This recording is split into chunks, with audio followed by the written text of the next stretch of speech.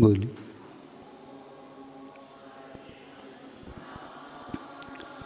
नमो सिद्धाणं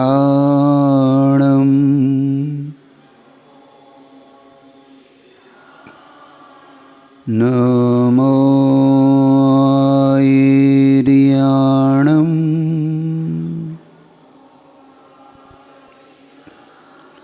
नमो अध्यायाणं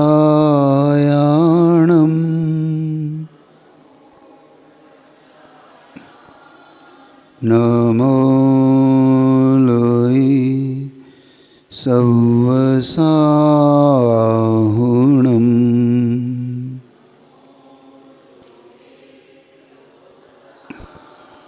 असो पंचर्णमो यारो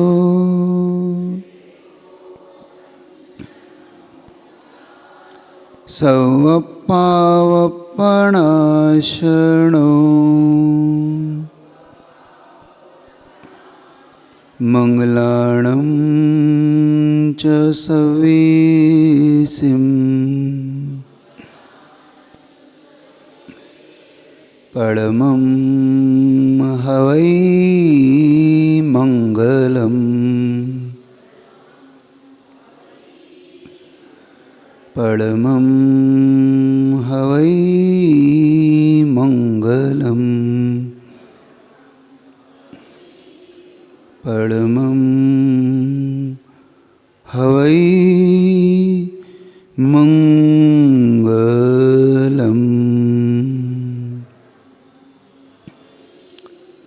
नमः श्रीवर्धमानाय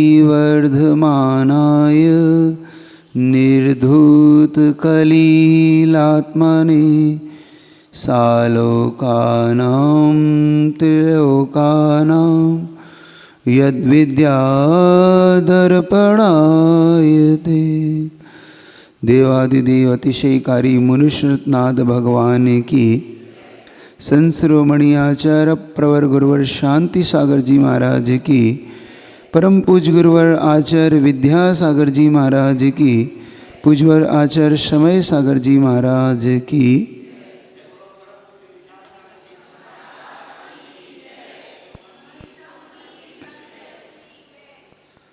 हम लोग इस बात का निश्चय करना चाहते हैं, हमें वो कौन सी पावर है जिसके सानिध्य में हम रहते हैं।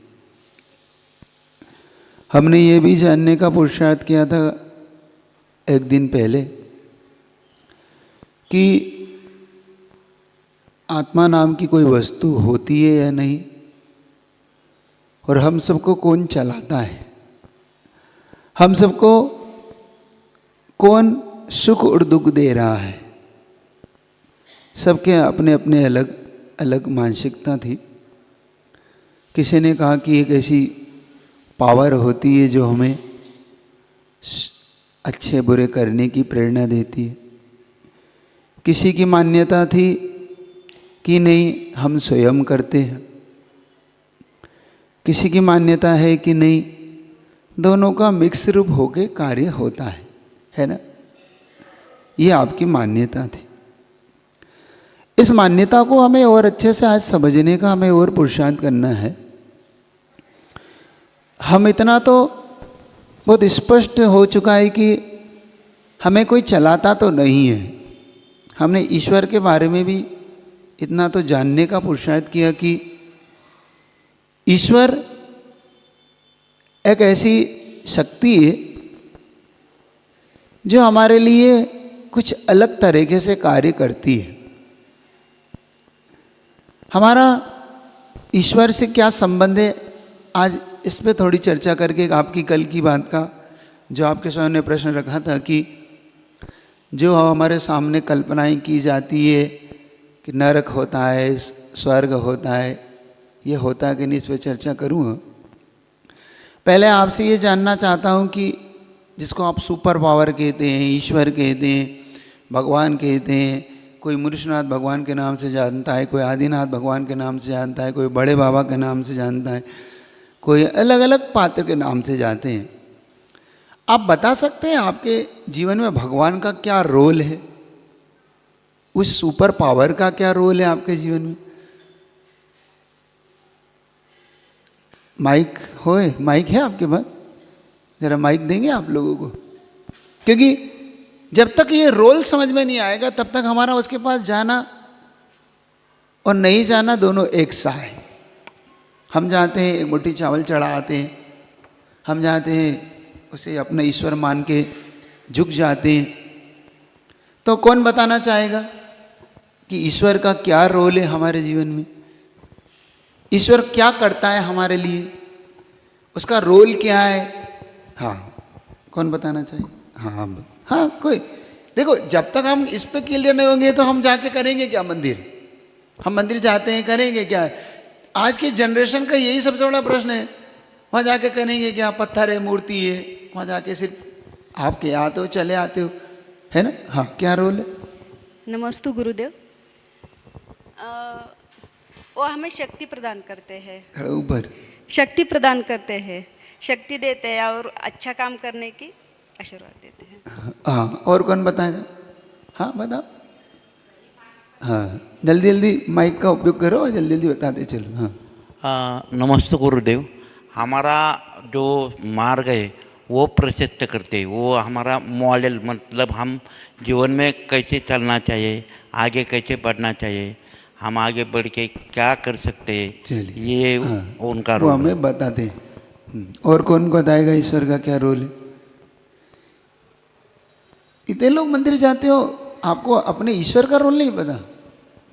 क्या है आपके जीवन में? भगवान का क्या महत्व है, क्या रोल है, क्यों जाते हो? अच्छा, क्यों जाते ये बता दो, क्यों जाते हो मंदिर? नमस्ते गुरुदेव। वितराग शांत छवि देखकर हमें परिणामों में ज़्यादा विशुद्धि आती है। चलिए, किसी को विशुद्धि आती है, किसी को उनसे मार्ग मिलता है, और किसी को कुछ। हाँ, आपके जीवन में कोई, आप मंदिर जाते भी कि नहीं? अच्छा, नहीं जाते तो बता दो क्यों नहीं जाते। जो लोग नहीं जाते हैं कि हमें मंदिर से कोई लेन देन नहीं, तो क्यों नहीं है आपको लेन देन, ये बता दो। या जाते हो वो लोग बता दो, कोई तो बता दो। और कोई आप बताना चाहेंगे? हाँ, निडर होके बोलो। हाँ, क्या है? जनरेशन बताओ। हाँ बताओ ना, अरे डरो नहीं, बताओ क्या जो मानते हो वो बता दो। अरे माइक तो पकड़ो तो समझ आएगा। हाँ, पार्थ। हाँ, तो आप समझो तो तब तो हमें ईश्वर के पास जाने का महत्व पता पड़ेगा। हाँ, क्यों जाते हैं? नमस्ते गुरुदेव। हम तीर्थंकरों का स्वरूप देख के उनके जैसा बनने का पुरुषार्थ कर सकें, कर सके, इसलिए जाते हैं। वैसे नहीं तो करते कि नहीं करते? करते नहीं है, सिर्फ देख के आ जाते हैं। वैसे भाव उत्पन्न हो इसलिए ऐसे भाव उत्पन्न हो। चलो, बहुत अच्छा। मतलब कुल मिला के अगर आपका सार वस्तु निकालो तो सभी एक पे टिके हुए हैं कि हम ईश्वर से कुछ शक्ति प्राप्त होती है, किसी को ईश्वर से मार्ग मिलता है, किसी को उनसे भाव की अपेक्षा होती है, किसी की विशुद्धि बढ़ती है। ईश्वर का रोल कुछ अलग है हमारे जीवन में। अगर आपकी बात मान लूँ तो ईश्वर शक्ति देता है, तो कितने लोग इसको मानते हैं कि ईश्वर शक्ति देता है? क्योंकि जैन शासन तो ऐसा मानता है कि ईश्वर कुछ नहीं देता।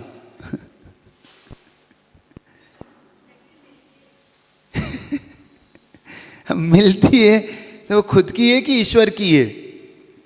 अगर आपसे पूछता है कि शक्ति मिलती है तो खुद की है कि ईश्वर की है? अब मेरी खुद की है तो ईश्वर कुछ नहीं दे रहा, और ईश्वर की तो ईश्वर का आप क्या मत खंडित होता है? जैन मत खंडित होता है कि ईश्वर कुछ देता है।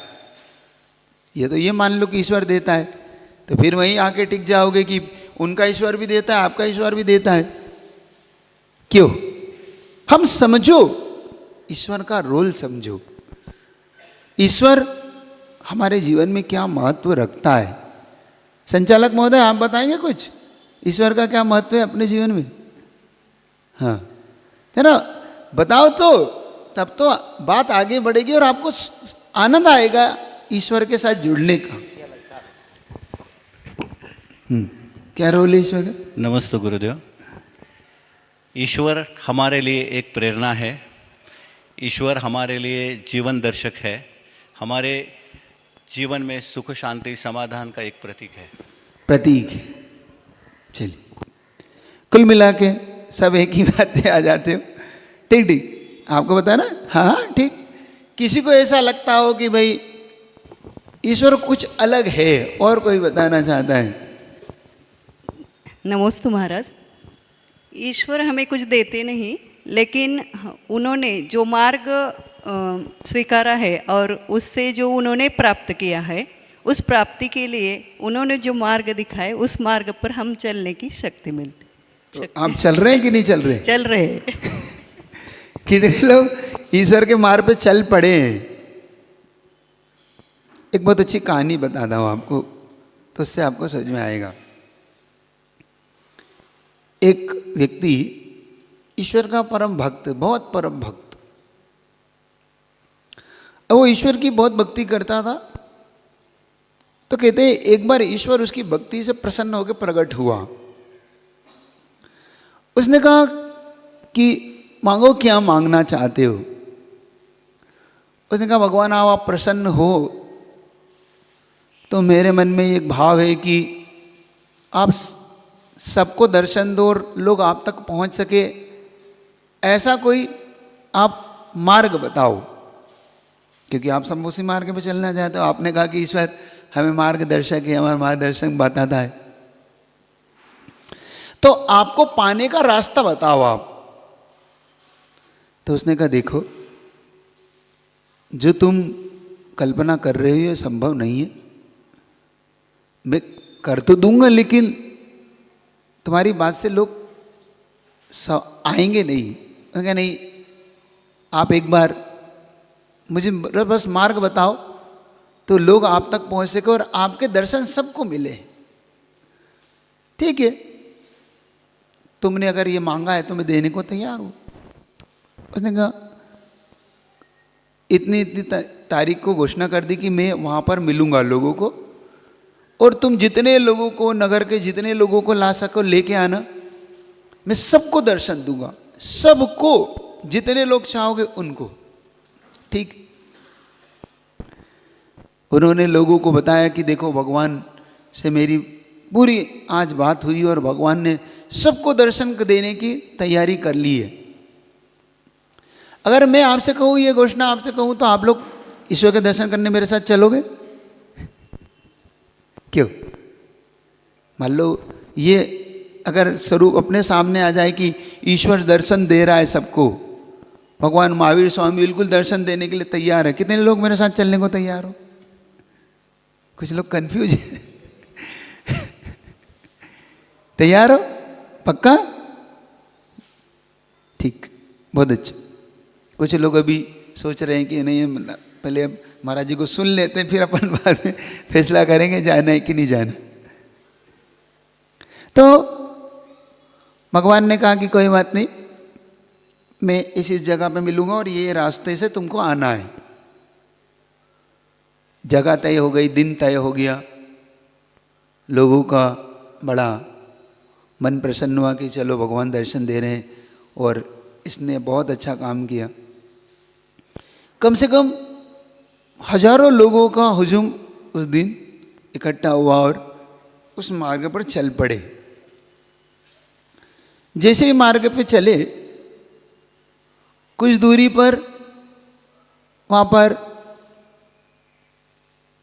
मुश्किल से 5 किलोमीटर चले थे और भोजनशाला खुली हुई थी, है ना, कि भाई जिसको भोजन करना है फ्री भोजन हो रहा है और 56 प्रकार के भोजन मिल रहे। उसने कहा भाई अपने को भगवान के दर्शन करने चलना है। तो उसमें से आधे लोग तो साफ हो गए कि भैया पहले भोजन करेंगे, हमें नहीं, भगवान के दर्शन बाद में देखेंगे, है ना, ऐसे ही होता है ना। मैंने कहा था कि भोजनशाला में सबसे बड़ी संख्या होती है प्रवचन की अपेक्षा। एक कहावत चलती है, जेनी भाई किसका, खाया पिया किसका। है ना। तो वहाँ पे लोग भोजनशाला में चले गए, भाई आधे ही बचे। उसने कहा चलो कम से कम इतने तो हैं ईश्वर के दर्शन करने के लिए। थोड़ी दूर चले, एक व्यक्ति आवाज लगा रहा कि भाई क्या सबकी समस्याओं का समाधान हो रहा है, यह मिल रहा है, जिसको जो चाहिए सब मिल रहा है भाई। आधे लोग इसमें से कि भाई हम तो अपनी समस्या का समाधान करने के लिए यहाँ रुक रहे हैं, भाई जिसकी शादी नहीं हुई शादी कर लो, जिसको ये करना हो कर। उनके भाई अपने को ईश्वर चाहिए है ना, आप सबको भी ईश्वर के दर्शन करना है, तो मेरे साथ सब चलने को तैयार हो, तो थोड़ा देखना रास्ते में क्या हो रहा है। फिर थोड़ी दूर आगे चले तो वहाँ पर एक व्यक्ति, भाई नोट है, सोना चांदी, जिसको जो चाहिए ले लो, बांट रहा है। कितनी जनता साफ हो गई आप ही बता दो, जल्दी बताओ कितने लोग साफ हो गए होंगे। एक पिक्चर देखी थी कभी आपने, शायद वो शोले पिक्चर थी, जिसमें वो था हम अंग्रेजों के ज़माने के जेलर हैं। उसमें वो कहता है आधे इधर जाओ आधे जाओ, बाकी उसके पीछे क्या मिलता है। बस वही उसके साथ हुआ। कुछ लोग भोजनशाला में चले गए, कुछ लोग अपनी समस्या के समाधान में लग गए, और कुछ लोग सोना चांदी और रुपया जितना धन वैभव था वो बटोरने में लग गए। अब बचा वो अकेला। कुल मिला के व्यक्ति जो सोचता है ईश्वर के बारे में, हम जितना सोचते हैं कि हम ईश्वर की भक्ति करेंगे, कितने लोग ईश्वर के पास जाना चाहते हैं, वास्तव में ईश्वर के दर्शन चाहते हैं। वही होगा वो व्यक्ति अकेला पहुंचा, ईश्वर ने कहा तो मैंने तेरे से पहले ही कहा था। तो जिनको लाना चाहता है मेरे पास, वो अभी बहुत कुछ चाहते हैं, वो मुझे नहीं चाहते, वो मुझे नहीं चाहते, वो मेरे बदले में और कुछ चाहते हैं। हम अभी ईश्वर को नहीं चाहते, ईश्वर के बदले में कुछ चाहते हैं। अभी हम भगवान के पास जाने का जो हमारा कारण है, हेतु, वो कुछ अलग है। अभी हमें भगवान के विषय में धारणाएं अभी बदलना है, ईश्वर के विषय में जरा हमें धारणा बदलना है। मूर्तिनाथ भगवान को पहचानना हमें कुछ अभी बाकी है, ऐसा लगता है। अभी हमारी धारणा है मूर्तिनाथ भगवान बड़े अतिशयकारी हैं, बहुत कुछ देते हैं, हमारी सारी समस्याओं की पूर्ति होती है। अगर ये धारणा अगर थोड़ी सी बदल जाए ना, तो ये मूर्तिनाथ भगवान के दर्शन करना भी लोग पसंद ना करें। सही बता रहा हूँ, सिर्फ ये धारणा बदल जाए कि कुछ नहीं मिलने वाला वहाँ से। अरे बहुत दिन हो गए, तो मैंने एक दिन आपसे परसों ही नहीं सुना था कि जब तक मिलता है तब तक हम जाते हैं, नहीं मिलता तो हमेशा लगता है कि भाई ठीक है, हमें तो और कहीं जाने लग जाते। कितने लोग हैं जो मूर्तिनाथ भगवान के अलावा और कहीं कहीं भी जाते हैं? जरा हाथ खड़े करके बताओगे? कहीं भी XYZ, तू नहीं, तू सही, तू नहीं सही, और सही, है ना, है ना। मंगलवार कहीं, शनिवार कहीं, बुधवार कहीं, गुरुवार कहीं, शुक्रवार, सबके सब देवता हैं। कभी तेल चढ़ाता है, कभी सिंदूर लगाता है, कभी दीप जलाता है, कभी नारियल चढ़ाता है, कभी कुछ करता है, कभी कुछ करता है। ये मतलब ये व्यक्ति बड़ा अजीब सा है कि कहीं ना कहीं वो अपने सिर को रग देता है। कितने लोग हैं शनिवार को जाते हैं? अच्छा, आप नहीं जाते, वो आ जाता है। क्योंकि आजकल तो ये बहुत बड़ा बिजनेस है,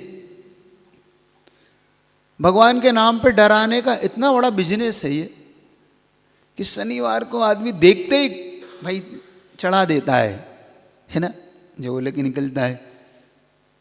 देखो, 3 लोगों से कभी बात मत छुपाओ, गुरु से, वैद्य यानी डॉक्टर से, और वकील से।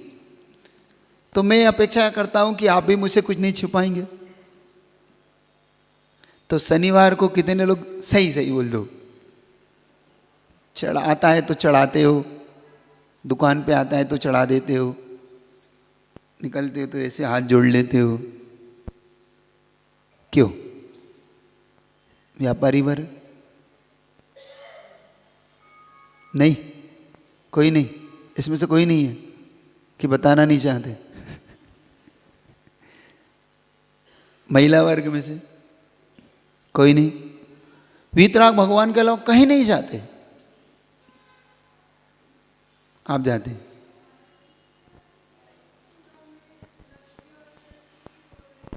हाँ, जहां पर धन की वो देवी है और जो ज्ञान की देवी, वहां जाते आप, उनकी फोटो लगा रखी है, उनकी फोटो लगा रखी है आपने, ठीक।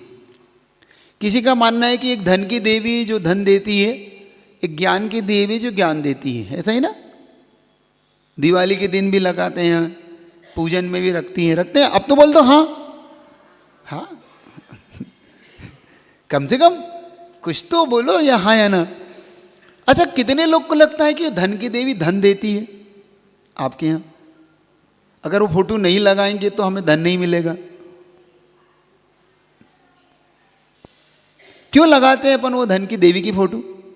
उससे धन आता है, इसीलिए लगाते हैं। और कोई तो रीजन दिखता नहीं मुझे, क्योंकि हम सबको धन चाहिए इसलिए हम लगाते हैं, इसीलिए ना? हाँ या ना? हाँ। कितने लोग को लगता है कि उस ज्ञान की देवी की हम पूजा करते हैं तो हमें ज्ञान मिलता है? पहले हम समझ तो लें, धन की देवी है क्या? समझना, अच्छी तरह समझना। अच्छा, आपका एक जनरल नॉलेज जानना चाहता हूं, एक छोटा सा आपका जीके जानना चाहता हूं कि इस पूरे विश्व में सबसे ज्यादा धनवान व्यक्ति कौन है? कौन बता सकता है? इस पूरे विश्व में सबसे अमीर आदमी कौन है? नहीं, ये तो बात का थॉट्स है, ओरिजिनल थॉट्स, ओरिजिनल व्यक्ति जिसको आप जानते हो। हाँ, नाम बताओ। एलन मस्क, एक है वॉरेन बफेट, है ना? एक और नाम है बिल गेट्स। ये सब अच्छे अमीर व्यक्तियों की, और सबसे टॉप के मोस्ट टॉप व्यक्तियों में इनका नाम आता है। 110 में, मतलब उनके टॉप 10 में इनके फर्स्ट इनके नाम हैं, और सबसे अमीर व्यक्ति है। और इनकी कमाई आपको बताऊं तो आप आश्चर्य करोगे। एक व्यक्ति ने इसकी कल्पना की कि आपके जेब में 2000 की गड्डी, मतलब 2 लाख रुपए की हो गई, वो 2000 नोट की एक गड्डी है और 2000 की हो गई, वो आपकी जेब से गिरती है और उसको उठाने में जितना समय लगता है उतनी देर में उसकी पर मिनट की कमाई है उसकी। अब आप इससे अंदाजा लगाओ कि इसकी कमाई कितनी होगी उसकी। इतनी कमाई है। और आप में से कोई बता सकता है वो किस भगवान को फॉलो करता है? वो कौन सी समाज से या कौन सी सोसाइटी से वो बिलोंग करता है? जल्दी। क्रिश्चियन, ईसाई। ईसाई है, क्रिश्चियन है,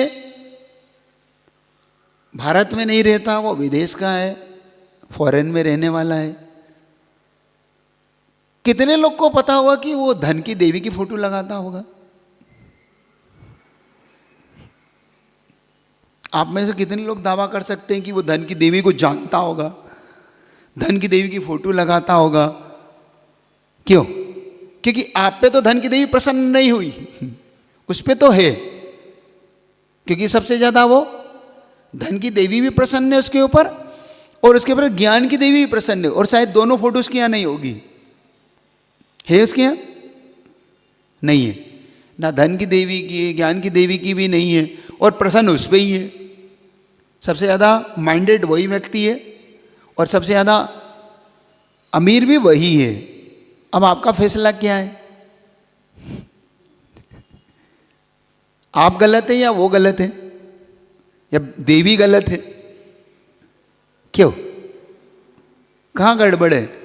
मिस्टेक कहाँ पे है? हम देवी के विषय में कहाँ चुप कर रहे हैं? बात आपको पकड़ में आ रही नहीं आ रही? आप बात समझो कि हम इन देवी देवताओं के विषय में कितने गलत फहमी में जी रहे हैं।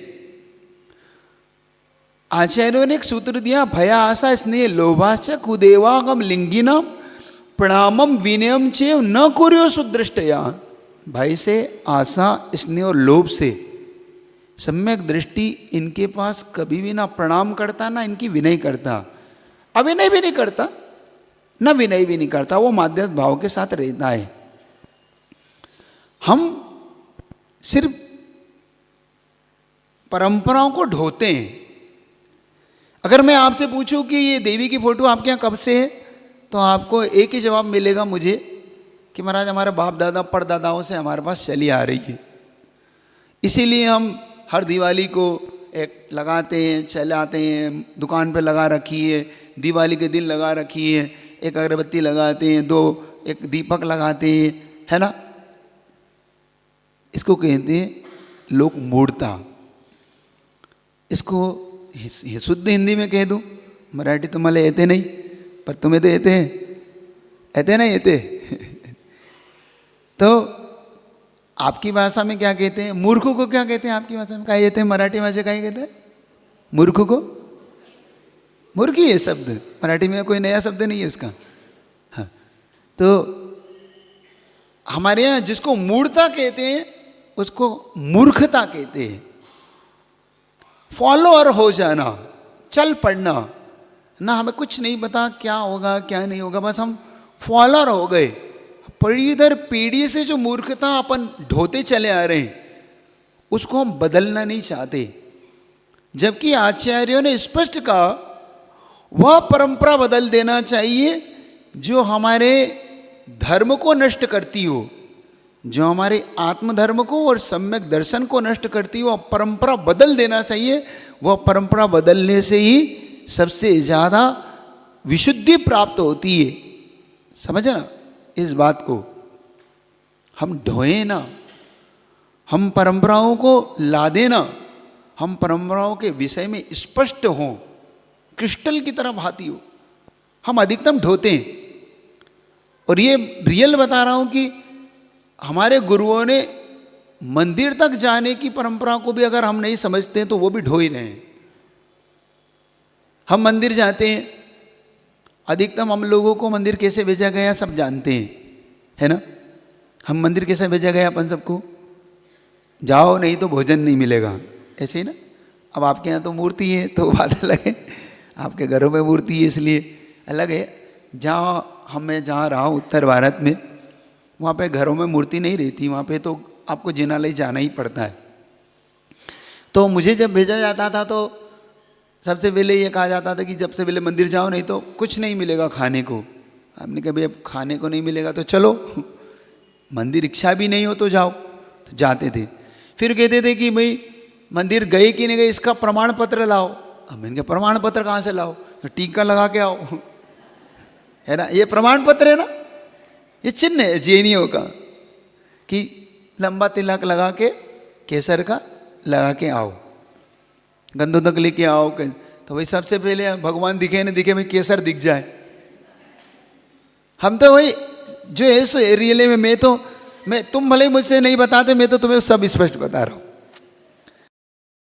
मंदिर गए, सबसे पहले तिलक कहाँ है? भगवान दिखे न दिखे, तिलक दिख जाए वो लगा लो। कहीं खत्म हो गया तो घर वाले नहीं मानेंगे, और नहीं मानेंगे तो फिर आप हते कहेंगे तुम जाओ। तो भाई पहले तिलक लगा लिया और इतना मोटा लगा दे कि दूर से दिख जाए भाई कि हम भाई मंदिर हो है ना। तो लगा के गए, अपने कंधों तक ऐसा लपेटा इसलिए कह रहा हूँ कि अधिकतम लोग गंधोदक का महत्व भी नहीं जानते हो, तो सिर्फ ऐसा कहीं पेट पे, कहीं हाथ में, मुंह पे, कहाँ लगाते हो आप लोग? गंधोदक कहाँ लगाते है ना? सब दूर, हाथ, मुंह, पैर, ऐसे लोशन। अच्छा लगाते हो कि नहीं? लगाते हैं, पूछ लेना, बहुत से लोग लगाते हैं गंधोदक। उनसे पूछो कहाँ लगाते? पूरे शरीर में लगाते हैं पूरे। कुछ लोग अब समझदार हो गए आप लोग तो यहाँ लगाते होंगे। तो हम लगाते थे और भगवान को ऐसे देखा नहीं देखा, एक मुट्ठी चावल ऐसे घुमाया, जल्दी से डाला और नमोकानंद पढ़ा नहीं। तो एक दादाजी थे, वो पकड़ ले, नमोकानंद पढ़। हमने कहा ये और आफत, ये कह रहे नमोकानंद पढ़ो। हमने कहा भाई पढ़ो भाई नमोकानंद। तो हमने ऐसे ऐसे कर पूरा पढ़। हमने कहा ये बड़े पीछे बड़े, लेकिन उनका उपकार मानता हूँ, उन दादाजी का उपकार है कि उन्होंने मुझे कान पकड़ के नमोकार मंत्र पढ़ाया तो पंच परमेष्ठी बना दिया। ये उनका ही उपकार है। ये संस्कार डालो, एक कान पकड़ के नवकान पढ़ना सिखाओ। वो पंच परमेष्ठी ना बन जाए तो कहना, ये पंच परमेष्ठी बनने का है। हमारे जीवन में ईश्वर का रोल समझो, हम इन परंपराओं को समझे, इन देवी देवताओं की परंपराओं को हमारे जीवन में समझें। हम क्या कहाँ जा रहे हैं, किस ओर जा रहे हैं, हम अपनी शक्ति को नहीं पहचान पा रहे हैं। सबसे बड़ा मुझे अजीब सा लगता है अपन सबको देख के। एक घटना आपके सामने रखता हूँ जो आगम की है, हम उससे कुछ सीख सकें तो शायद हम बहुत कुछ आगे बढ़ सकें। एक बहुत बड़े अपने आचार्य हुए, जिनको बहुमान से मैं आज, जिनका बहुमान है कि उनके कारण हमारा जैन शासन बहुत उन्नत हुआ, जिनका नाम आचार्य समंतभट्ट स्वामी हुआ, जिन्होंने गंधहस्ती महाकाव्य लिखा, जिनके द्वारा स्तुति विद्या लिखी गई, जिनके द्वारा स्वयंभू स्तुति रचा गया, जिनको उपाधि थी तांत्रिक, मांत्रिक, यांत्रिक, डिबेट करने में जिनका कोई जोड़ नहीं था, जिन्होंने जिन शासन की स्थापना में जिनका रोल है आज, कहते हैं आचार्यों की महान परंपरा में ऐसे महान आचार्य का होना बड़ा गर्व की बात होती है। ये 5वीं शताब्दी के आसपास इन आचार्य परमेष्ठी का जन्म हुआ, और इन्होंने हमें जो कुछ दिया वो आप समझना कि इनके जीवन की सबसे बड़ी दुर्लभ घटना आपके सामने रख रहा हूँ। इससे अपन कुछ चीज़ सीखेंगे अपने जीवन को, हम कैसे अपने महत्व को और अपनी आत्मा के संस्कारों को समझें। आचार्य समंतभट्ट स्वामी के सामने एक जीवन में बहुत बड़ी घटना घटी। जब वो मुनि बने, और मुनि बनने के बाद एक रोग ने उनको आके घेर लिया, और ऐसा रोग ने उन्हें घेर लिया जिसका इलाज बड़ा कठिन था। वो आहार करते थे, और आहार करने के बाद उनका आहार भस्म हो जाता था, उन्हें भस्मक व्याधि हो गई। भस्मक व्याधि का मतलब होता है कितना ही खाओ और भूख मिटती नहीं, वो ऐसा लगता है कि खाते चले जाओ खाते चले जाओ। और मुनि महाराज के लिए ज़्यादा से ज़्यादा 2.25 घंटे का समय होता है आहारचर्या का, ज़्यादा से ज़्यादा, इससे ज़्यादा उनका समय नहीं। और एक ही बार लेते हैं। कितनी बार लेते हैं आपके यहाँ मुनि महाराज? एक ही बार लेते हैं। वो मुनि महाराज एक ही बार लेने के पर भी जब उनकी क्षुधा रोग नहीं मिटी, भूख नहीं मिटती थी, तो उन्होंने अपने गुरु के सामने प्रस्ताव रखा कि गुरुदेव मुझे समाधि दीजिए, क्योंकि गुरु एक ही चीज़ आपके पास होती है मुनि के पास, या तो इस जिनलिंग को छोड़े या जिनलिंग को के साथ समाधि ले, कोई तीसरा मार्ग इसके पास नहीं है। तो कोई भी व्यक्ति इस मार्ग को छोड़ने से पसंद ना करके इस मार्ग पे चलते हुए अपनी इस देह को छोड़ना पसंद करता है। एक अच्छा साधक, सच्चा साधक अपनी देह को नहीं प्राप्त होता है, क्योंकि उसका जो भेद विज्ञान है, वो भेद विज्ञान उसे सबसे ज़्यादा पसंद होता है। और भेद विज्ञान का उसका ऐसा स्वरूप होता है कि संसार में इससे ज़्यादा कुछ नहीं होता उसे प्रिय। हमें शरीर पसंद है, देह पसंद है, उन्हें अपना आत्म तत्व, चेतन आत्म तत्व पसंद होता है। और बड़ा दुर्लभ होता है ऐसे भेद विज्ञान साधक का मिलना, जिनके अंदर अपनी आत्मा सबसे ज़्यादा जिन्हें प्रिय हो। समझना, आप अपनी देह के प्रति जितना प्रेम करते हो, साधक उतना ही अपनी आत्म तत्व से प्रेम करता है। जिसे आत्म तत्व एक बार समझ में आ जाए, इसका भेद समझ में आ जाए, इसका रहस्य समझ में आ जाए तो संसार की किसी चीज़ से उसे ज़्यादा लगाव नहीं होता, उसे अटैचमेंट नहीं होता। उन्होंने प्रस्ताव रखा कि गुरुदेव मुझे समाधि प्रदान की जाए। उन्होंने कहा कि प्रॉब्लम क्या है, क्योंकि युवा हो, अभी मुश्किल से तुम 20-25 साल के हो, समाधि क्यों मांगते हो। उन्होंने कहा कि गुरुदेव मेरे सामने कुछ नहीं है, क्योंकि मेरी क्षुधा रोग नहीं मिटता और ऐसी ऐसी मेरी घटना है, और मैं नहीं चाहता कि जिन शासन को मेरे द्वारा कुछ भी बदनामी हो। देखो उन्होंने कहा कि ठीक है मैं सोच के बताता हूँ। फिर कुछ दिन उनके गुरु, क्योंकि गुरु आज्ञा सबसे महत्वपूर्ण होती है, गुरु आज्ञा पे चलना सबसे बड़ा महत्वपूर्ण होता है। किसी के लिए कुछ हो ना हो, एक बात जीवन में धारणा पक्की बनाओ कि हमें गुरु की आज्ञा प्रिय हो। पहला तो हमें सच्चे गुरु की प्राप्ति हो। सच्चा गुरु मिलना बड़ा दुर्लभ है संसार में, सब मिलना बहुत सुलभ है, गुरु का मिलना और वो भी सच्चा मिल जाए बहुत दुर्लभ है।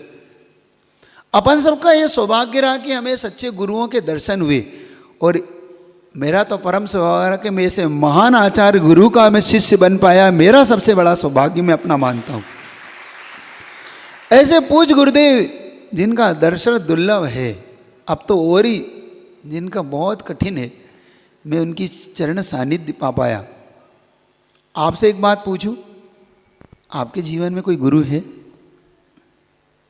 आप दावा कर सकते हैं कि आपको गुरु की प्राप्ति है? कितने लोग दावा कर सकते हैं उन्हें गुरु प्राप्त है? एक। बाकी लोग, मतलब आपको गुरु भी प्राप्त नहीं है, आप लोगों ने गुरु भी नहीं बनाया अपना, आपको गुरु नहीं मिला। मिला नहीं कि बनाया नहीं? प्रॉब्लम क्या है? मिला नहीं कि बनाया नहीं? क्योंकि मिलने पर भी बन जाए जरूर थोड़ी, बना लिया जाए थोड़ी। एक बात जरूर कहता हूं आपसे, अपने जीवन में एक सच्चा गुरु जरूर बनाओ। कुछ लोग की मान्यता है कि देवसास गुरु की मिल जाने से, उनकी श्रद्धा करने से सम्यक दर्शन की प्राप्ति होती है। आपको पता है? आप कितने लोग ये जानते हैं कि देवसास गुरु के उनकी प्राप्ति होने से सम्यक दर्शन की प्राप्ति होती है? जरा आप तो हाथ खड़ा कर दो कि, या ना कर दो।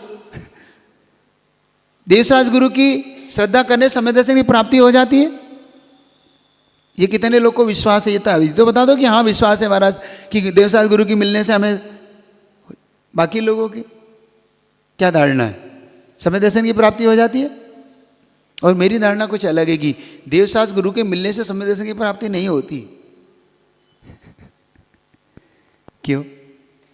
देखो विचारों को समझो। अब हमारा हम तो यही पढ़ते आए जिंदगी भर से। अच्छा यही पढ़ा ना अपन ने शास्त्रों में कि देवसास गुरु की श्रद्धा करने से सम्यक दर्शन की प्राप्ति होती है। यही पढ़ा ना आप लोगों ने? जिन्होंने यही सुना, जिन्होंने नहीं सुना उन्हें मैं सुना देता हूं।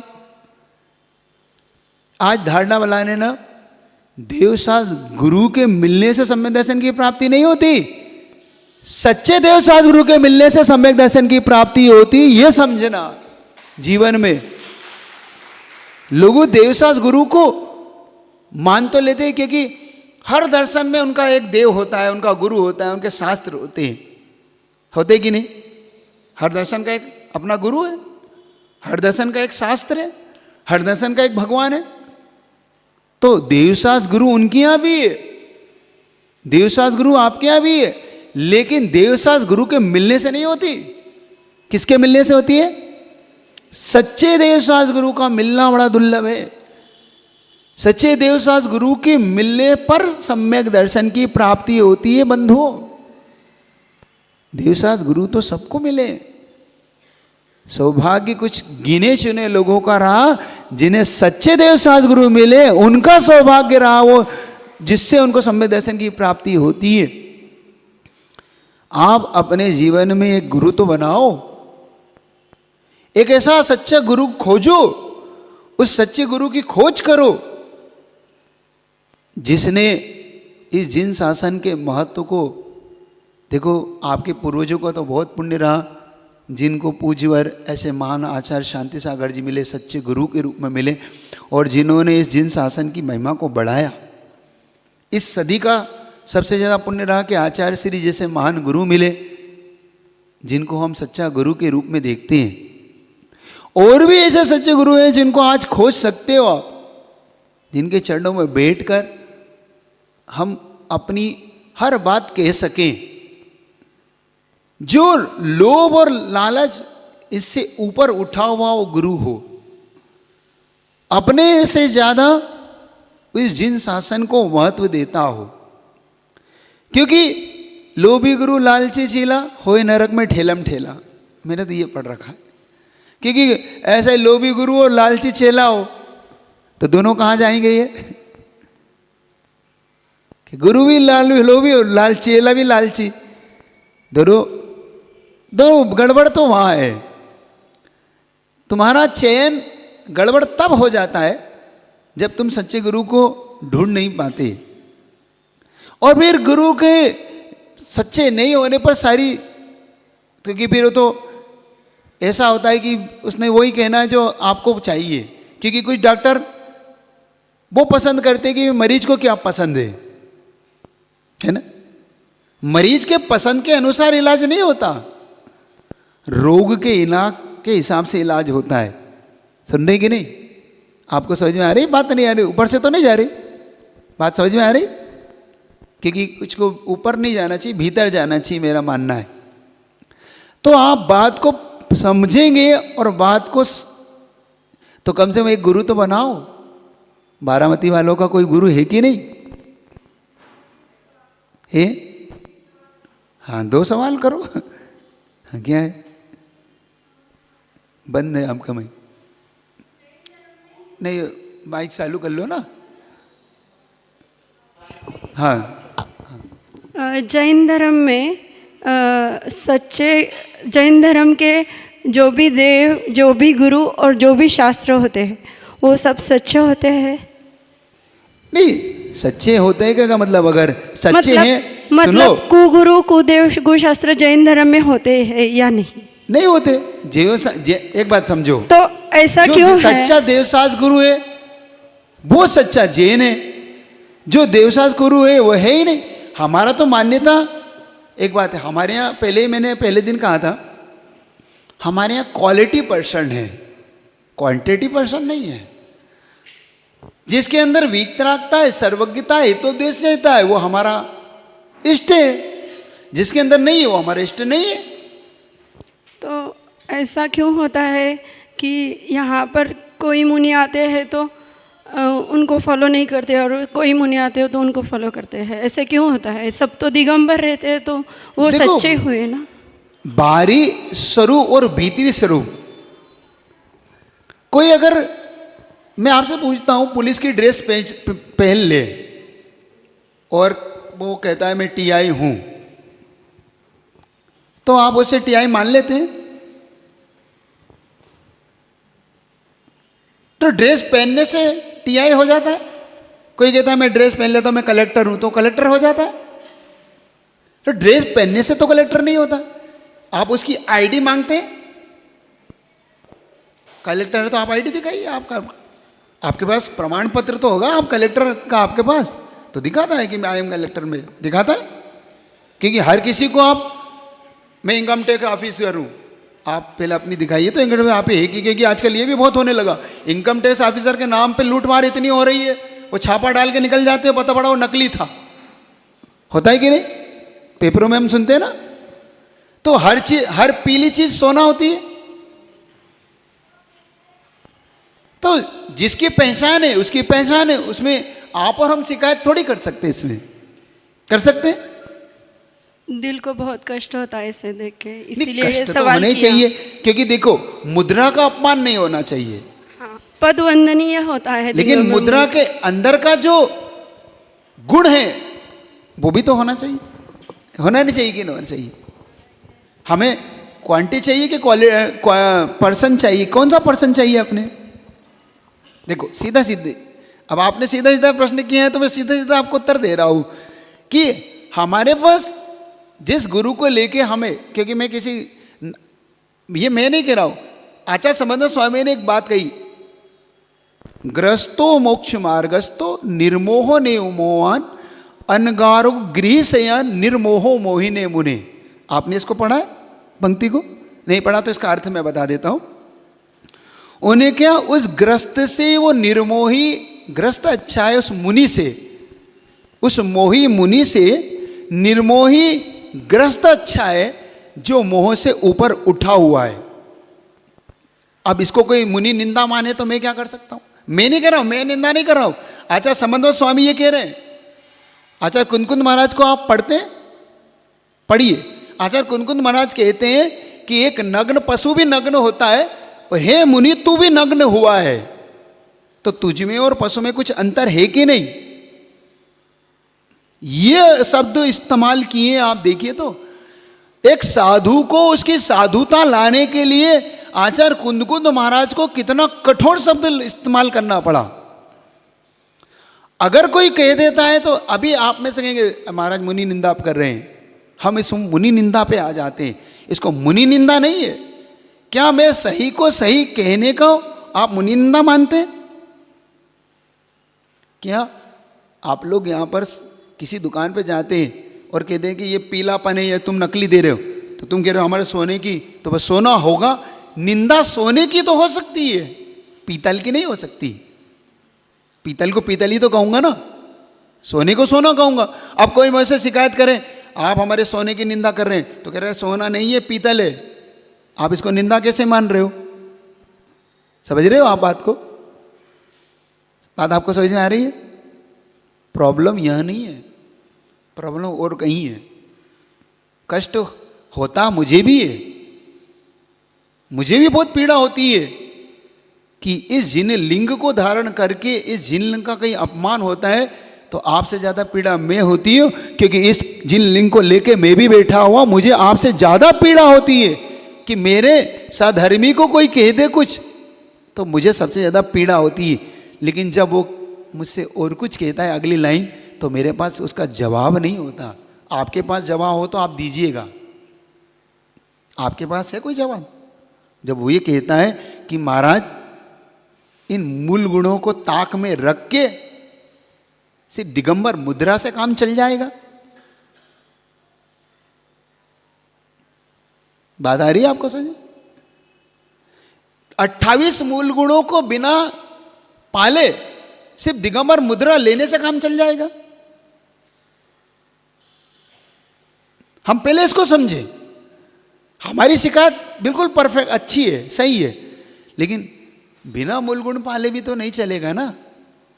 हम सिर्फ, मैंने कहा ड्रेस पहनने से टीआई नहीं हो जाएगा, ड्रेस पहनने के बाद आपको उसका प्रमाण पत्र भी चाहिए, और मुनि बनने का प्रमाण पत्र दिगंबर मुद्रा के अलावा 28 मूल गुणों से होता है, बाहरी स्वरूप से नहीं हो जाता। हमें इस बात को समझना होगा, इस बात को हर व्यक्ति को समझना होगा। अगर मैं कहता हूं 28 मूल गुण अगर निर्दोष पालता है तो अभव्य भी पूज जाता है, अभव्य भी, भव्य तो छोड़ दो, अभव्य की भी पूजा होती है। अभव्य जानते हैं? अभव्य का मतलब होता है जो कभी मोक्ष नहीं जाएगा, सिर्फ ख्याति पूजा लाभ के लिए उस जिनलिंग को पाता है, फिर भी उसकी 28 मूल गुण से पूजा हो जाती है, क्योंकि वो 28 मूल गुण को निर्दोष पालता है, दोष रहित पालता है। तो मूल चीज और कहीं है, वो चीज हट जाए तो मैं दावा करता हूं बारामती की समाज सिर आंखों पे बिठाने को तैयार है, उन मुनि महाराज को अपने सिर पे बिठा के रखेगी। ऐसा सच्चा साधु मिले तो भारतीय समाज को मिलना चाहिए। 28 मूल गुण पाले, कौन नहीं पलाते? आज हर चीज पलाने को तैयार है। श्रावक को सिर्फ गुरु मिलना चाहिए। अब देखो, अपना श्रावक तो बिल्कुल इतना सीधा और सरल है कि भाई हमें कोई मतलब नहीं महाराज, आप जंगल जाना चाहते हो तो जाओ, नहीं जाना चाहते हो तो मत जाओ, हमें कोई प्रॉब्लम नहीं। जाना चाहते हो तो हम आपको मत जाने होते हैं। आपको कुएं का पानी चाहिए, हम कुएं का पानी की कर देंगे व्यवस्था। नहीं है तो देखो, ऑप्शन मिल जाए तो अब हर ऑप्शन तो इस्तेमाल करता है। सरल सहज सुविधा, सुलभ सुविधा सबको चाहिए, सबको भी चाहिए। मैं कहता हूं क्या दिक्कत है कुछ भी पालने में?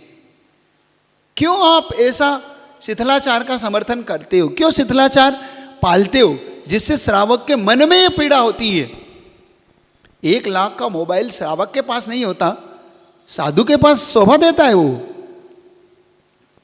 श्रावक के पास भी 1-1 लाख का मोबाइल नहीं है, और 2-2 लाख के मोबाइल साधु के पास है। उस मोबाइल को देख के कैसे जाएगा श्रावक? कैसे नमोस्तु करेगा वो? आप बताइए। उसके पास उसने महाव्रत लिया है, परिग्रह से रहित होने का व्रत लिया है, उसको 2 लाख का मोबाइल देख के उसके मन में क्या बात आएगी? महाराज जी मेरे को मिल जाए। अच्छा बताओ कितने लोग को ये कोई हरि कथा नहीं है कि जय हो हरि हो, ये नहीं। जो है तो है, नहीं है तो नहीं है। हाँ बंद माइक बंद हो गया। हाँ हाँ चालू करो, चालू है सिर्फ उसको चालू कर लो। हाँ अभी कोई साधु है, अगर उनकी बिना नाम लिए चलते जाओ, नाम नहीं अपने यहाँ किसी शास्त्र में किसी साधु का नाम लिया और जम के चर्चा हुई है। नहीं, कोई साधु है, अगर उनके सच में अगर कोई दिक्कत है, अगर वो मुनि है और उन्होंने 28 मूल गुण का पालन कर रहे हैं, लेकिन कभी कभी हो जाता है गलती से या कुछ भी प्रॉब्लम हो सकता है, जेन्युइन रीज़न, लेकिन वो आज समाज में, जैन धर्म के समाज में सबके सामने मुनि मोबाइल वगैरह नहीं इस्तेमाल करते, अच्छे मुनि हैं, तो उनको भी नहीं आते हैं लोग उनके पास। देखो क्यों ऐसे? उसका भी बहुत बड़ा कारण होता है, उसमें भी साधु का अपना अपना कोई श्रावक तो इतना साधु इतना बड़ा तो नहीं होता है। उत्तर दे तो रहा हूँ उत्तर भी सुनिए। प्रश्न आपका हो गया पूरा, अब मैं उत्तर दे रहा हूँ। हमारे यहाँ पे साधु का भी अपना अपना पुण्य होता है, ये आपको सबको स्वीकार करना होगा। हर कोई विद्यासागर नहीं है, हर कोई भी बड़ा साधु नहीं है। साधु के अपने अपने पुण्य भी होते हैं, पाप भी होते हैं। जरूरी नहीं कि 28 मूल का निर्दोष पालने के बावजूद भी लोग पूजा करें, ये बिल्कुल इस कोई आप शास्त्र पढ़िए, निर्दोष चर्या, सब कुछ चर्या, फिर भी नहीं जाता। हमारे यहाँ पे केवलियों को भी नहीं सुनना चाहते। तुम साधु की बात कर रहे हो, आप देखना जिनका दुस्वर का उदय होता है, केवली भगवान का बता रहा हूं, आप तो साधु की कह रहे हो, अरिहंत भगवान की बता रहा हूं। अरिहंत भगवान जिनको दुस्वर का उदय होता है उनको कोई नहीं सुनना चाहता। अब अरिहंत में तो कोई दिक्कत नहीं, वो तो केवल ज्ञान से प्राप्त हो गए, केवल ज्ञान प्राप्त हो गया, अरिहंत बन गए, लेकिन दुस्वर नाम कर्म का उदय उनके साथ चल रहा है। और दुस्वर नाम कर्म के उदय के कारण लोग कहते नहीं हमें नहीं सुनना, उनको उनके पास क्या जाना, हमें नहीं सुनना, हमें पसंद नहीं आता, उनका सुनना नहीं आता। अब अरिहंत के साथ भी नहीं आता तो साधु के साथ हो जाए तो कोई बड़ी बात है ही नहीं। साधु का भी अपना अपना पुण्य होता है। हर कोई आचार्य शांति सागर जी जैसा पुण्य लेके थोड़ी आता, हर कोई विद्यासागर जी जैसा पुण्य लेके नहीं आता, हर कोई बड़े बड़े साधक जैसा पुण्य लेके नहीं आता। और कुछ का इतना पुण्य होता है कि मौन रहते, कुछ नहीं कहते, फिर भी भीड़ टूटती है, भीड़ हटती नहीं वहां से। क्यों? क्योंकि उनका पुण्य होता है। तो ये अपन मान सकते हैं इसमें कारण कि साधु का भी अपना पुण्य पाप होता है, उस कारण से भी नहीं आती जनता। लेकिन अगर साधु समता से उसे सहन कर ले तो मैं कहता हूं वही समता का ऐसा प्रभाव होगा कि लोगों की लाइन लगेगी उनके दर्शन करने के लिए, उनके चरणों में छूने के लिए लाइन लगती। थोड़ा सा धैर्य तो रखना पड़ता है। हाँ, अपना क्या?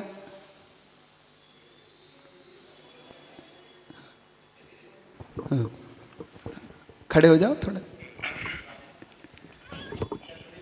हाँ कोई बात नहीं, नहीं कोई प्रॉब्लम। हाँ चल। जब कोई भी गृहस्थ जब साधु बनता है तब तो किसको पता नहीं वो शिथिलाचारी है या नहीं है। किसको पता नहीं? जो गुरु उसको दीक्षा देगा, हाँ, हाँ। उसको पता नहीं है गुरु के बारे में, बराबर। ठीक। उसके बाद उसको जब आचार्य बना जाता है, कोई भी उसको आचार्य देता है या कोई पदवी देता है, तो तब तो पता है उसको कि यह शिथिलाचार्य है या नहीं है। तो गुरु शिथिलाचार्य है या जो गुरु ने उसको प्रमोट किया वो भी वही मानता है कि कोई प्रॉब्लम नहीं इसमें। ये एक सवाल है। दूसरा सवाल, श्रावक जो खुद को श्रावक कहता है, वो कितने श्रावक है? मैं एक बात आपसे दोनों का उत्तर दे रहा हूँ। पहला ये कि हमारे यहाँ पे क्या आया है वो उसको समझे। हमारे पे एक कर्मकांड नाम का ग्रंथ है जो आचार्य नेमिचंदी महाराज ने लिखा है, जो धौला का ही अंश माना जाता है। उसके उन्होंने एक शब्द दिया, अजान मानो गुरुवेण। गुरु 2-2-5 बता रहा था, ये इससे मैं अनजान था और मैंने 2-2-2 को 4 ना मान के 2-2-5 मान लिया।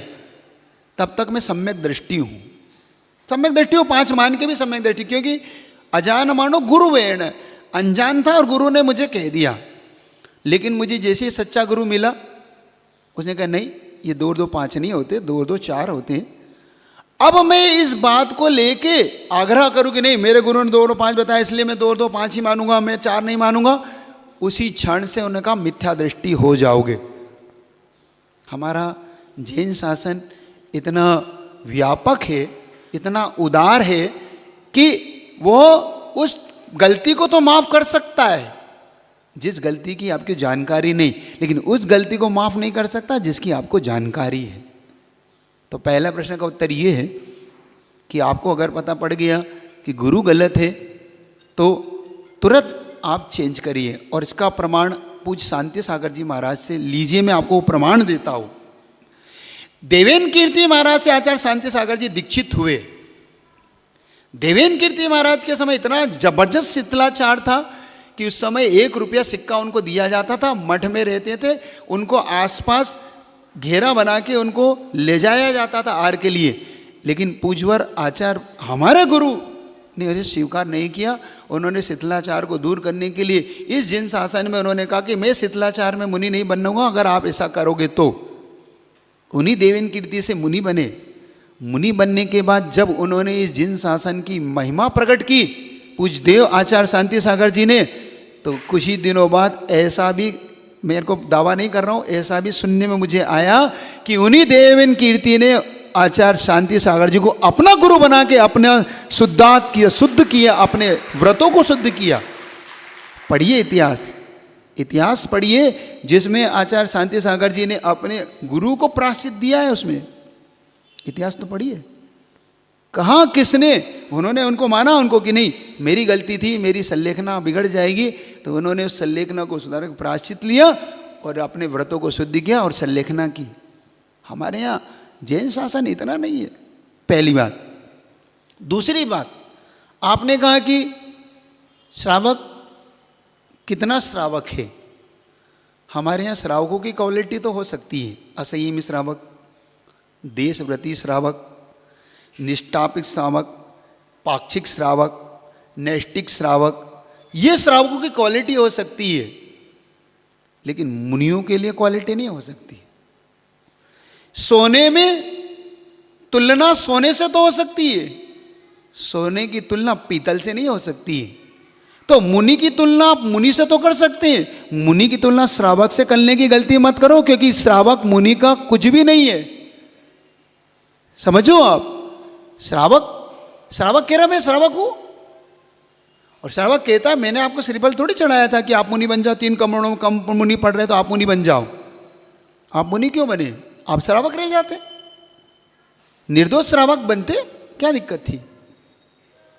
हम श्रावक ये बहुत बड़ा प्रश्न आता है आजकल। अब भाई श्रावक नहीं है तो मुनि ढूंढता है, अच्छा ये कहाँ तक ठीक है? ये भी एक प्रश्न है, ये भी एक ज्वलंत प्रश्न है। और इसकी आड़ में क्या किया जाता है मुझे नहीं पता। ये श्रावक की तुलना मुनि से कैसे हो सकती है? हो सकती है? पीतल की तुलना पीतल से हो सकती है, सोने की तुलना सोने से हो सकती है। अगर श्रावक ये कहता है कि भाई श्रावक कितने अच्छे हैं इसलिए मुनि अच्छे नहीं है, ये कोई बात थोड़ी होती है। भाई पूरी खदान में कोयले ही कोयला होता है तो हीरा तो कम ही होते हैं, लेकिन होते तो उस कोयले खदान से ही है। तो आप तय भी तो मानो कि हीरा और कोयले में दोनों में एक कैसे हो सकता है। इसकी शिकायतें हम मुनियों से तुलना करके ना करें। श्रावक की तुलना श्रावक से कर सकते हैं कि देखो तुमसे अच्छा वो श्रावक है। अब उसकी तुलना में बता देता हूं। उन्होंने कहा कि ग्रस्तो मोक्ष मार्गो, एक ग्रस्त से अच्छा मुनि से अच्छा ग्रस्त है। तो उन्होंने नीचे एक लाइन और कही, अब श्रावकों को, क्योंकि देखो पहले मैं अपने को निपटा लूं फिर तुमको निपटाऊंगा। अब देखो उन्होंने क्या कहा, ग्रस्तो मोक्ष मार्गो तो निर्मोह निर्मोहन, तुमसे निर्मोही श्रावक अच्छा है। तो एक मोही श्रावक से निर्मोही तिर्यंच अच्छा है, ये उन्होंने वो लाइन कही। अगली लाइन पढ़ो तो, एक मोही श्रावक से निर्मोही तिर्यंच अच्छा है। सुन लेना अब श्रावको, तुम्हें लग रहा था अभी कॉलर ऊंची कर रहे थे, हम अच्छे हैं महाराज से, अब बताओ तुमसे तिर्यंच अच्छा है। तिर्यंच से भी गए बीते हो जाते हैं हम। समझ रहे हो बात? नहीं समझ आ रही? अब बात समझ में आ रही? उत्तर मिला कि नहीं मिला? प्रश्न समझ में आया नहीं आया? ठीक ठीक, शाम को बात कर लेंगे। तो बात को हम समझने का पुरुषार्थ करें, हम एक सच्चे गुरु की खोज जरूर करें जीवन में। मैं आपसे इतना जरूर कहता हूँ, एक सच्चा भगवान, एक सच्चा गुरु, एक सच्चा शास्त्र जरूर अपने जीवन में बनाओ।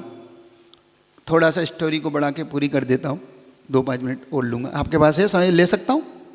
ठीक। तो आचार्य समंतवत स्वामी ने अपने गुरु के सामने जो बात रखी, तो गुरु ने कहा कि देखो तुम समाधि ग्रहण मत करो, क्योंकि गुरु के अंदर एक क्वालिटी होती है, वो निमित्त ज्ञानी भी होता है। प्राज्ञा प्रास्त समस्त शास्त्र हृदयो प्रवक्त लोक स्थिति, वो लोक की स्थिति का जानकार हो, प्रश्न का उत्तर देने वाला हो, शास्त्र का ज्ञाता हो। ये गुरु के कुछ चिन्ह कहे तो उनके गुरु ने इस बात को जान लिया कि इनके द्वारा बहुत बड़ी प्रभावना होने वाली है। तो उन्होंने कहा नहीं, अभी आप समाधि मत लीजिए, अभी आप इस लिंग को छोड़ दीजिए, आप आराम से अपने रोगों का इलाज कराइए। और अपने आया भी है, उपसर्गे दुर्भिक्षे जराय से हम निप्रतिकारा, जब तक रोग का प्रतिकार हो सके करिए। फिर उन्होंने कहा धर्माई तनो विमोचन माहु सल्लेखनाम आर्या। फिर अंत में उन्होंने कहा कि अगर नहीं है तो फिर सल्लेखना धारण करिए। तो उन्होंने कहा नहीं, अभी रोग का प्रतिकार हो सकता है, आप रोग का प्रतिकार करिए। उन्होंने जिनलिंग को छोड़ के, कहते हैं समंतवत स्वामी ने जगह जगह अपने इस रोगों को दूर करने के लिए, भोजन प्राप्त करने के लिए जगह जगह वो जाते थे, लेकिन लोग उनकी क्षुधाई दूर नहीं कर पाते थे क्योंकि भूख इतनी लगती थी। वो सीधा एक जगह पहुंचे जिसका नाम था बनारस, जहाँ पे शिवकोटी नाम का राजा राज्य करता था। जब वो बनारस पहुंचे, और बनारस में पहुंचने के बाद उन्होंने एक ऐसा जिनालय या कहूँ या मंदिर देखो, जिनालय तो नहीं कह सकता, उसको मंदिर जरूर कह सकता हूँ, ऐसा स्थान देखा जहाँ पर लोग भगवान के नाम पे भोग लगाते थे। और भगवान को भोग लगाना उनका काम था, और लोग वहाँ पे खूब भोग लगाते थे। तो उनका भाई यहाँ काम बन सकता है, क्योंकि अपने आप में मैंने कहा ना, बहुत अजीब लोग हैं हम। भगवान दूध पी रहा तो हम दूध पिलाने चले जाते हैं, भगवान खीर खा रहा हम खीर खाने चले जाते हैं। अच्छा, कितने लोगों ने दूध पिलाया? सही सही बताओ, पिलाया ना? सन 96 में जब भगवान दूध पी रहे थे, अरे लाइन लग के पिलाया लोगों ने, तो तुमने नहीं पिलाया बारामती वालों ने? अरे फिर तो धिक्कार है तुम लोग को। सही बता रहा हूं। और पिलाने वाले भी वो जो तांत्रिक थे ना, जिनका क्या नाम था, बहुत बड़े तांत्रिक, श्वेतांबर साधु थे, बाद में वो तांत्रिक बने, उनका नाम भूल रहा हूँ। ये इनके नरसिंह राव के गुरु भी रहे वो, भूल रहा हूँ, चलो कोई बात नहीं। उनके समय सबने दूध पिलाया, वही चम्मच ले लेके। अब तो याद आ गया होगा आपको, पूरे भारत में दूध पिया था। पूरे भारत के भगवान ने दूध पिया था। अब तो आ गया याद आपको। चंद्राचार्य नाम था उनका, चंद्रा स्वामी है ना, हाँ तांत्रिक चंद्रा स्वामी। अब तो आराम आ गया। उस समय फिर दूध पिलाया था पूरे, और उन्होंने कहा था यह सब मेरा करा हुआ है। तो यहाँ पे कौन क्या, तो भगवान के नाम पे मैं कह रहा हूँ जितनी लूट भगवान के नाम पे है ना, उतनी लूट तो कहीं नहीं है। इतना बड़ा बिजनेस है ये। भगवान के नाम पे जो चाहे संसार में 2-3 चीज करो, डराओ धमकाओ, भगवान के नाम पे जो कर सको सब करो। ऐसे ऐसी जगहों पे मैंने देखा, मैंने एक जगह देखी कचरा घर था, बिल्कुल कचरा घर। एक दिन कुछ दिनों के बाद मैंने देखा कि वहाँ पे बड़ी खुशबू, घंटी टंग रही, आवाज़ आ रही। मैंने कहा भाई ये कचरा घर यहाँ पे है, भगवान कब आ गए, पता ही नहीं पड़ा। तो उन्हें वहाँ पे एक व्यक्ति ने दिमाग लड़ाया। उसने कहा कि महाराज मैं बहुत परेशान था, इतना परेशान था, लोग कचरा फेंकते थे, इतनी बदबू आती थी, मैंने कुछ नहीं करा। यहाँ पे एक 2x2 का एक चबूतरा बनाया और एक फोटो चिपकाई, बस। उसके बाद से महाराज जितनी खुशबू आती है, अब ऐसी अगरबत्ती, जो कचरा फेंकते वही अगरबत्ती लगाते फिर रहे हैं वहाँ पे, वही वहाँ पे घंटी बजा जय हो जय हो। होता है कि नहीं, होता है कि नहीं, करते हैं ना हम लोग। ये गलती हम भी करें।